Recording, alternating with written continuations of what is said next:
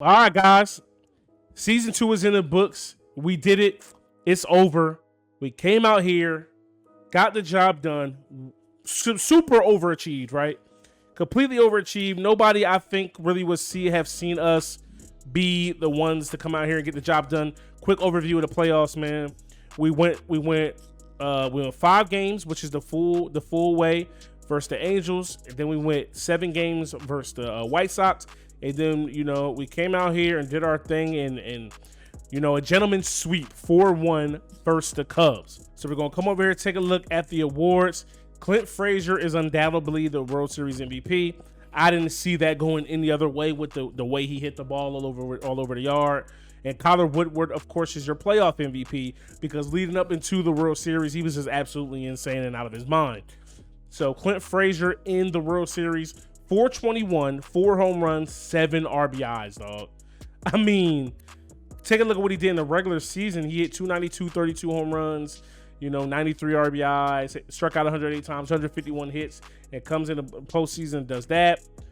You know what I mean? And then take a look at the postseason MVP, Kyler Woodward, 348, 4 home runs, 12 ribbies. Clint Frazier was right behind him with 6 home runs, 12 ribbies, but he only hit 233. Matt Chapman was third, 277, 3 home runs, 5 ribbies. And, totally for the team, bro, Peter Harbolick had the best batting average, hit 100 in his one at-bat that he had in the postseason. I think we ended up winning a game after he got on there too, if I'm not mistaken. Kyler Woodward in total in the postseason, 333, 4 home runs, 13 ribbies. Because he had that sac fly in the last game. Chappie hit 290, 4 home runs, 6 ribbies. He really turned it up. Clint Frazier, 6 home runs, 12 ribbies, 15 hits, 24 for Woodward, 20 for Chapman. Matt Osa had 16 with 4 home runs, 11 ribbies. Sean Murphy had 2 home runs, 4 ribbies. Javi Baez, even though he didn't hit that well for average, 4 home runs, 11 RBIs, dog. That puts him at third on the team in RBIs for the full postseason. Nelly Cruz, 4 home runs, 4 RBIs. I think they were all solo shots. Robert Poisson, 1 home run, 5 RBIs, a stolen base, hit 2 or 3. Ramon Laureano, 2 home runs, 4 RBIs. He really did nothing, and nobody else really seen the light of day. Pitching, we cannot, go without talking about the pitching. Jesus Luzardo, 3-0, 26 innings pitched, 19 strikeouts, 208 ERA, 0.77 whip. Chris Bassett, 0.54 whip, 131 ERA, 2-1. Montez, 171 ERA, 0.86 whip. Alcantara, even though he lost 2 games at 1-2, 2.73 ERA, 110 whip. Osuna, perfect in save opportunities in the postseason. Shane Green, doesn't pitch a lot, so of course his stuff is going to be inflated. Wendelken, and a little bit he pitched, he went 1-1. Marcus Stroman got lit up in that one game, but it is what it is. And Rosenthal pitched well also. And then Ganley, we can't forget about our guy Ganley, 13 innings pitched, 3.46 ERA, 1.08 whip. All right, boys, so here we are in the offseason, and Mike Fiers, however you say his name, he was in the minor leagues this year for us. He retires due to his ability. That's going to be the only person from our team that retires. Don't really see any. Miggy, that's a notable name that retires. Emilio Bonifacio, Justin Verlander, Logan Forsythe, didn't even know he was that old. Stephen Vogt.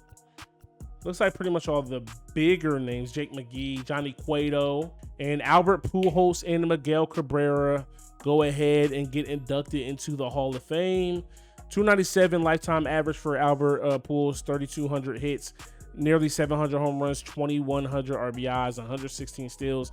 Miggy, 2,900 hits, almost 500 home runs, 1,766 RBIs, 41 steals, lifetime 311 hitter. We got some things to, we got some things when we got some, we got some tough decisions to make here in this offseason. Now, one of the things that's going to be easy for us, I believe, is Elvis Andrus. We're letting him go. Let's for ish and giggles. So he would come in for, more like a veteran's minimum. 4 years, 11 and a half, $3 million a year. I'm good.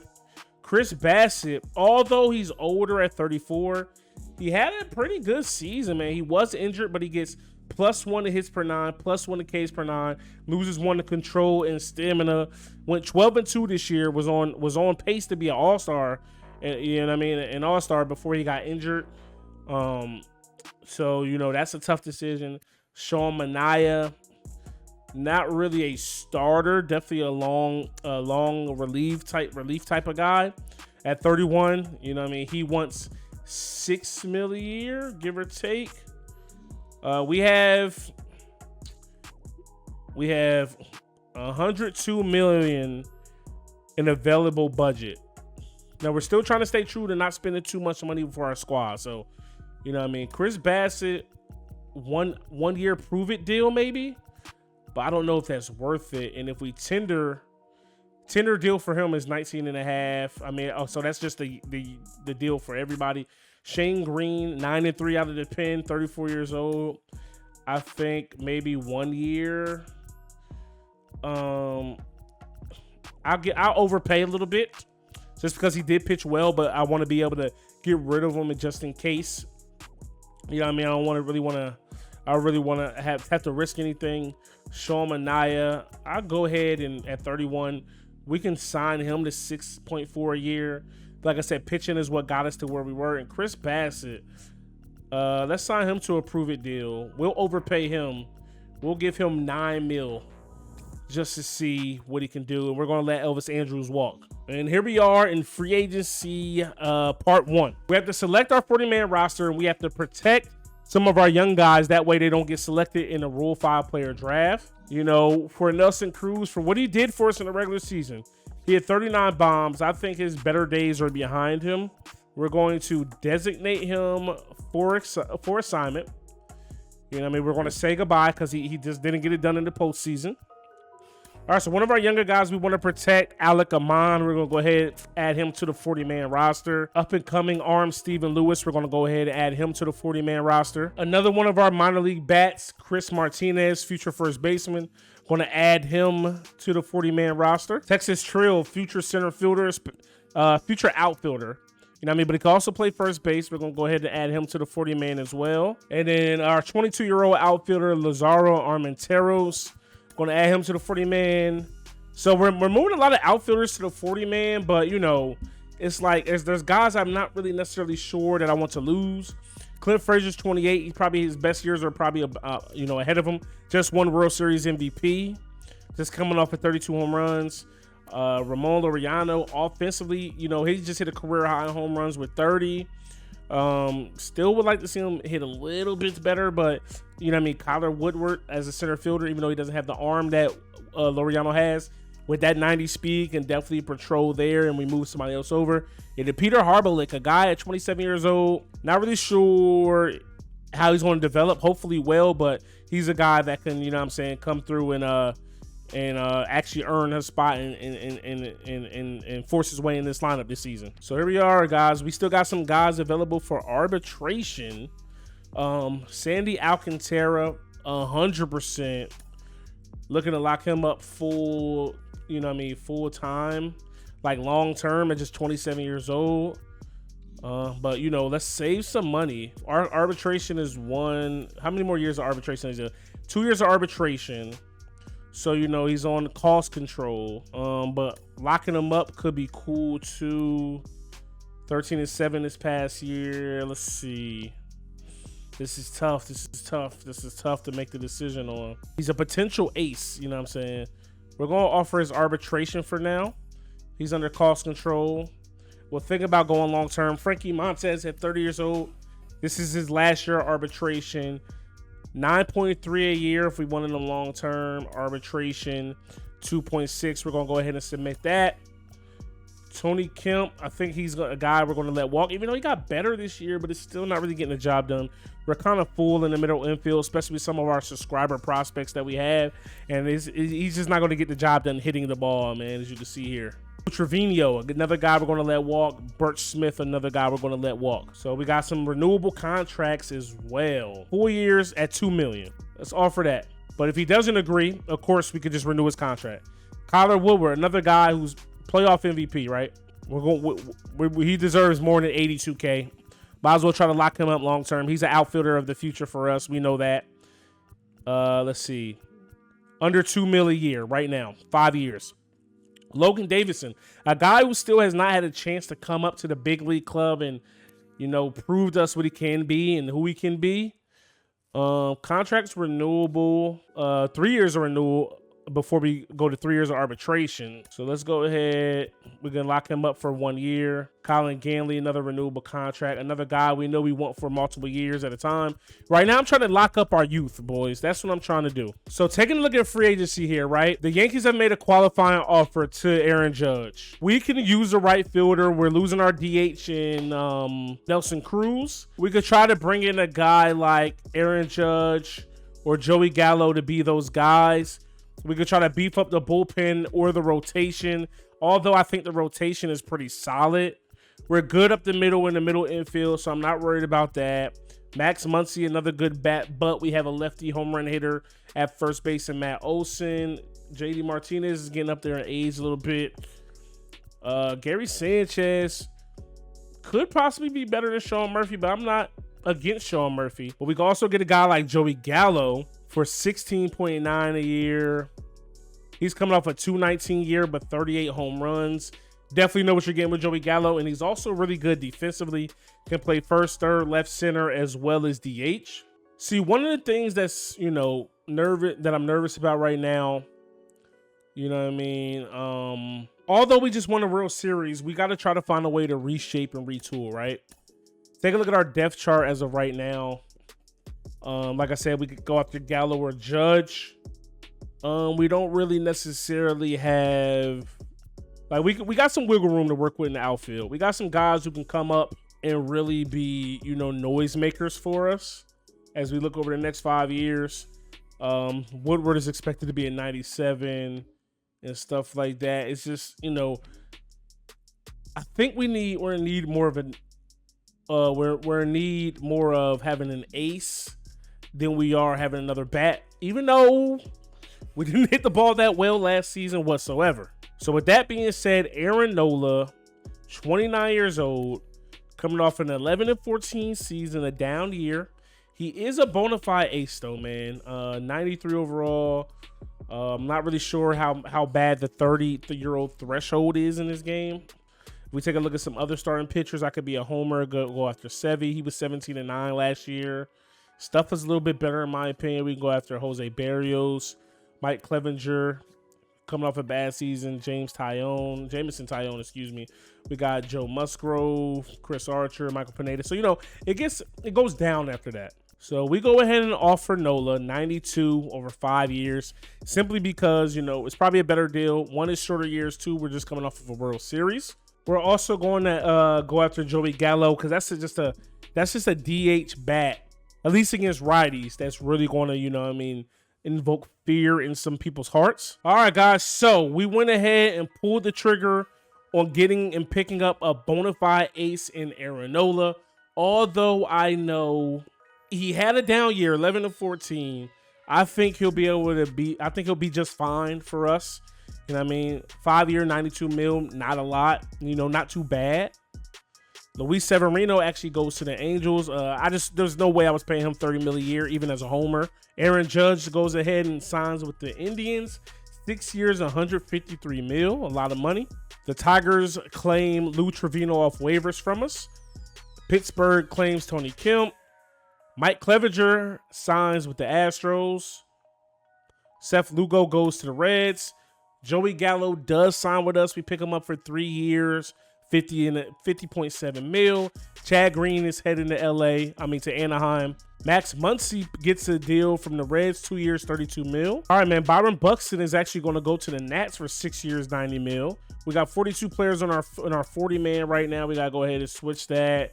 The Rule 5 player draft is coming up. Who do we probably going to take Darius Masterson off for the 40-man. And just like that, Darius Masterson is claimed off waivers by the Marlins. All right, boys, we got to trade this offseason. Xander Bogaerts is going to the Red Sox coming from the Red Sox to the Nats for Patrick Corbin and Carter Kieboom. Okay. Dansby Swanson is headed to the Yankees to play shortstop. All right, boys, here we are, Rule 5 player draft.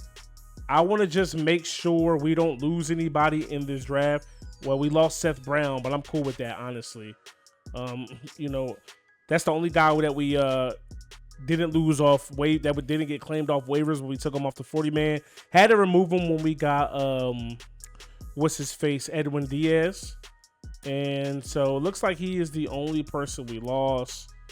You know what I mean? 30 years old, 69 overall. Yeah, so we're good. We're good otherwise. All right, boys. So here we are in spring training, but let's go ahead and meet our draft picks from last year. Of course, you know, you guys submitted your subscriber prospects.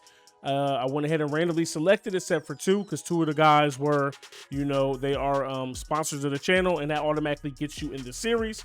So first off, we got center fielder Cordell Bryant, 19 years old, 71 overall, C potential. So in theory, this is probably around the best he's going to get. Could potentially be trade bait. We have a lot of outfielders in this organization. Trey Warfield, Trinilius Warfield, 23-year-old pitcher, 71 overall, but he has A potential, plus fastball. You know what I mean? Big arm. You see that we get our pitchers through the organization rather quickly, and I don't really see this being much of a difference with him. But we don't have to rush him because we're kind of crowded in the rotation. You know what I mean? In the staff already. Then we got starting pitcher Vincent Joseph, 19 years old, 64 overall, C potential. We got Monte Wyatt or Monty Wyatt, probably butcher. It's one of the two ways, right? But I'm gonna say Monte. 19 years old, 62 overall, B potential. Big power hitting third baseman, extremely slow. And is a left-hand third baseman, left-hand bat. So we're going to see how that goes. But he could potentially always move to, not the outfield, but to a DH role. Then we got center fielder Howard Black. Good stealing. Speed isn't the greatest, but he does have some great power C potential. Can't wait to see how this 19-year-old shapes out. Again, potential trade bait for a better pitcher, being that we already have a ton of pitchers. And then we got shortstop Elijah Carter. Pretty good speed, can hit well. But one thing about this kid is he's extremely not clutch. You see here, his clutch is at an 8. It says negative 32 because I had to change some things around. Of course, you know, these ratings are a little bit off with the draft, and that's why I tell you guys, give me a strength and a weakness. And Elijah said that his weakness, his strength is that he can hit, but his weakness is that he struggles in clutch situations. So hopefully he can get better with that throughout his career. So taking a look at the lineup coming into spring training, not the spring training. We got Kyler Woodward leading us off, man. Still more of the same. Can't wait to see what he's going to be able to do with a full season here at the big league level. Robert Puason is also, Robert Puason is now moved up to the 2 spot.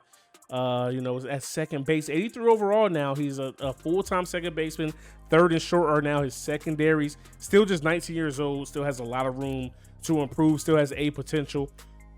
Then batting third, we got Matt Chapman. Chappie. We need to see something out of him. This is a prove-it year for him. He's a free agent after this year, only making 8.2 this year. Probably going to be wanting the big bucks. Don't know if we really want to, pay him a lot of money. Of course, batting cleanup, we got Joey Gallo coming off of a down year, hitting 219, but 38 home runs. He's here to replace Nelly. Nelly hit 39 home runs. He had 95 RBI, so, this is pretty much the same type of hitter. I really don't care about his strikeouts or average as long as he's hitting for power. Then at the 5th slot, we got Matt Olson coming off of a okay year, down from the year prior, our first year here, 25 home runs, 73 RBIs. We'd love to see him get, hit for more power here. Slugged 465, OPS 833. That's awesome. Then we got our guy Javi Baez, who I'm thinking about moving up in the lineup, but he hit extremely well down in this spot last year. 290, 40 home runs, 111 bombs, 22 doubles, 155 hits, 11 stolen bags, slug 560, OPS 908. On base percentage of 35. Loving what we're getting out of him. He's locked up for some years to come on a cheap deal for sure. We got a steal there. Then we got Ramon Laureano. This guy, Ramon Laser, you could see him get worked in a deal this year. He has the stats to be good at the plate. Better than, for my center fielder, I want more average than power. 275 isn't bad, right? But for the amount of money, never mind. So I'm actually wrong there. We locked him up quite a bit. 8.2. maybe I can deal with that, but we'll see. Maybe we'll use him for an arm because we got some other outfield arms that might come up. Clint Frazier all the way down here in the 8th spot, but he hit 292, 32 home runs, 93 RBI, walked 46 times, struck out 100 times, 39 doubles, big deal. And then Sean Murphy, who on paper is getting better. You know what I mean? He hits for power. He hit 235 last year, just 10 home runs, 40 RBIs. He was also hurt throughout the year. Only played 86 games. You can see here he never played a lot of games in his career. 20, 43, 98, 86. You know what I mean? Well, 2020 it was only 60-something games played, but 98, you know, our first year in the series and only 86 last year. If he can't stay healthy, we're going to have to look elsewhere for our catcher. I take a look at our pitching staff here in spring training. Our bona fide ace, Aaron Nola. This is a guy we're looking to see big things from this year. I want him to get back to how he was, you know, in 2019, 2018, those years. 2020 was a rough year. 2021, 2022, all pretty down years, but I think he still has some left in the tank. 5.04 ERA last year, 4.51 before that. If he can clean that up, we'll be okay. We got Sandy Alcantara, who could have been our ace, who I thought about being our ace, but I wanted to try to, you know, go out and spend some money. If the Nola experiment doesn't work, maybe we'll move on. Then we got Jesus Luzardo, Frankie Montez, and I opted to go with our youngin' Colin Ganley over Marcus Stroman. Marcus Stroman was 10-5 last year in 38 games, 18 starts. But Ganley, you know, in 20 games, 5 starts was 7-2. And I believe he's our starter of the future. So I want to start getting him his opportunities now. And Marcus Stroman will be a damn good long reliever, man. So, you know, JP Wendelken, a guy here in the bullpen who had a good year. Nothing like his lights out year in 2020 the last 2 years, but I feel like he still has a lot of value when it comes to trading for, you know, something else we may need down the line. But, you know, the whole point of this all season and this spring is to reshape and retool. That way, you know what I'm saying, we can come out here and make another run for a title. Take a look at top prospects this year. These are the top 50 prospects, I believe. Logan Davidson is the number 12 prospect in all of baseball, 24-year-old second baseman. Another guy I'm thinking about moving, you know, for something else. And then we got number 34, AJ Jones, a guy who's, you know, trying to come up in a very, very crowded infield of ours, but one of those two guys can come up very soon, especially dealing with Chappie and seeing what the numbers is that he's trying to get us to pay him. Speaking of such, let's just see what he's talking about. He's still wanting $31 million a year, boys, and I just don't think we can do it. Nobody on our team, I'm gonna show you, nobody on our team is quite making that much money. Oh, where am I going? Budget. The biggest contract on our team is 18.4. That's the Aaron Nola. And then we backloaded Joey Gallo's contract. He's due to make 19, but we still have yet to spend over 20 on any guy. Even though Matt Chapman, he's a 97 overall, want him to be the face, 26 home runs, 73 ribbies, 276 average. I just don't think that's it. I don't think that warrants $31 million a year, being homegrown or not. Y'all let me know in the comment section below how you feel about that. Alcantara, he wants $11 million a year. So really, we just got to deal with our pitching. And I still feel like Alcantara has so much left in the tank. I think we probably were going to get him for less if we would have signed him in the offseason. But he's still got one more year of arbitration. Let's see how much little he's willing to take here. If he's willing to take under 10 for 5 years, I think we can get him. I think I'm down to sign him. I don't want to pay him 10, even if it's 9.8. All right, so we got Alcantara for that. So I haven't really found any more arms out there that's, you know, that's anything. And Montez, like, he pitched so well in the postseason, but committing to him long-term through 35 years old, I just don't know how I feel about that. Is he due for arbitration? He'll be a free agent next year. I mean, I guess he's just going to prove his worth. He's just going to prove to us. Same with Matt Chapman. These two guys, this is a big season for them. I just don't see us signing Matt Chapman, man, for this much money, bro. We got AJ Jones, who will play third. somebody like Logan Davison. We can move Poisson over there and call up, they put Davison over there. We got AJ Jones. It's just so much uncertainty when it comes to Matt Chapman. And, I just really in the bottom of my heart do not think that he's going to be worth the trouble in signing long term. I think that contract is going to age terribly and we'll regret it wholeheartedly. So you see here with our indecisiveness, Matt Chapman is due to be one of the top free agents in the 2024 free agency class, but it says projected salary 19.6. What happens if we were to try to offer this man 19.6, dog? I guarantee you he wouldn't be with it. Yeah, look, we're at 20, we're just under 25 and it's already yellow. So yeah, man, I think Chapman and Montez are going to just have to prove it for us.